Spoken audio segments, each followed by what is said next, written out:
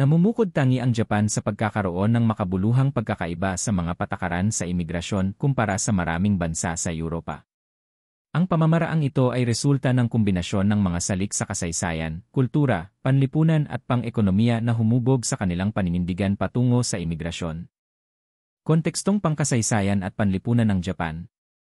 Pagkakapantay-pantay ng kultura. Ethnic homogeneity. Ang Japan ay isa sa mga pinaka-etnikong homogeneous na bansa sa mundo na may malakas na pagkakakilanlang pangkultura at panlipunang ibinahagi ng karamihan ng populasyon nito. Pagpapanatili ng kultura. Ang homogeneity na ito ay humantong sa isang matinding pagnanais na mapanatili ang kultura at tradisyon ng Hapon na makikita sa mga patakaran nito sa imigrasyon. Kasaysayan ng imigrasyon.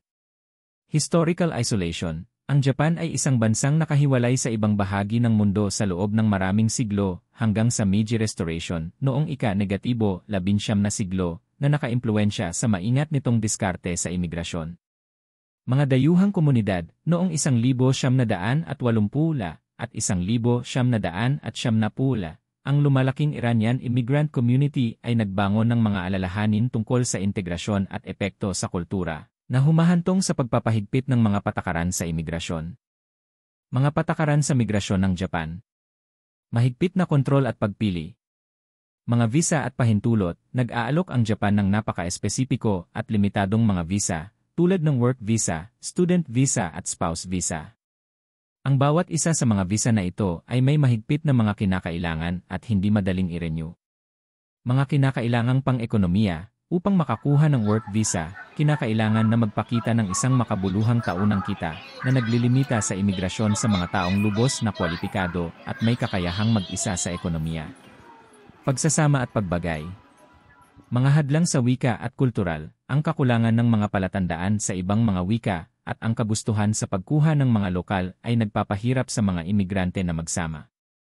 Kawalan ng social benefits para sa mga dayuhan. Ang mga dayuhan ay walang akses sa mga social na benepisyo na nagpapahina ng loob sa imigrasyon ng mga taong maaaring umasa sa estado.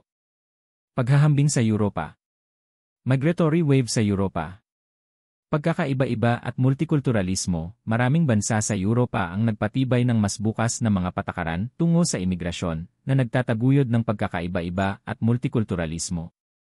Mga hamon sa pagsasama. Ang Europa ay nahaharap sa malalaking hamon sa pagsasama ng mga imigrante, lalo na mula sa mga bansang Aprikano at Muslim, na kung minsan ay nagdudulot ng mga tensyon sa lipunan at politika. Mga benepisyo at problema. Kontribusyon sa ekonomiya. Ang kontrolado at bihasang imigrasyon ay maaaring mag-ambag ng positibo sa ekonomiya, isang bagay na mahigpit na pinahahalagahan ng Japan. Mga hamon sa panlipunan. Ang pagdating ng malaking bilang ng mga imigrante na may iba't ibang mga kaugalian at halaga ay maaaring magdulot ng mga salungatan at paghihirap sa pagbagay para sa parehong mga imigrante at lokal na populasyon. Mga pagninilay at kinabukasan. Proteksyon ng kultura at pagkakakilanlan. Ang Japan ay nagpapanatili ng isang patakaran sa imigrasyon na nagpoprotekta sa kultura nito at nagpapahalaga sa pambansang pagkakakilanlan nito na inuuna ang pagsasama at pagbagay sa kultura. Ang paninindigan na ito ay makikita bilang isang paraan upang mapanatili ang pagkakaisa ng lipunan at maiwasan ang mga problemang naugnay sa masa at hindi makontrol na imigrasyon. Mga aralin para sa Europa. Pagkontrol at pagpili, maaaring isaalang-alang ng Europa ang pag-ampon ng ilang aspeto ng modelong Hapones, tulad ng mahigpit na kontrol sa hangganan at pagpili ng mataas na kwalipikadong mga imigrante.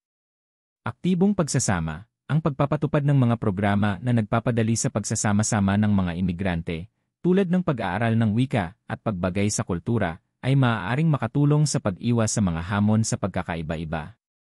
Mga hamon sa demograpiko. Nahaharap ang Japan sa isang malaking hamon sa tumatanda nitong populasyon at mababang rate ng kapanganakan na maaaring mangailangan ng muling pagsasaalang-alang sa paninindigan nito sa imigrasyon sa hinaharap. Ang Europa ay nahaharap din sa mga hamon sa demograpiko at ang paghahanap ng balanse sa pagitan ng pangangailangan para sa paggawa at panlipunang integrasyon ay magiging mahalaga. Ang Japan ay nagpatibay ng isang diskarte sa imigrasyon na binibigyang prioridad ang proteksyon ng kanyang kultura at pagkakaisa sa lipunan na kaibahan sa mas bukas na mga patakaran ng maraming mga bansa sa Europa.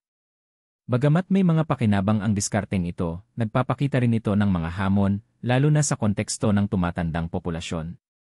Ang karanasan ng Japan ay nag-aalok ng mahahalagang aral para sa Europa sa kahalagahan ng kontrol at epektibong pagsasama-sama ng mga imigrante.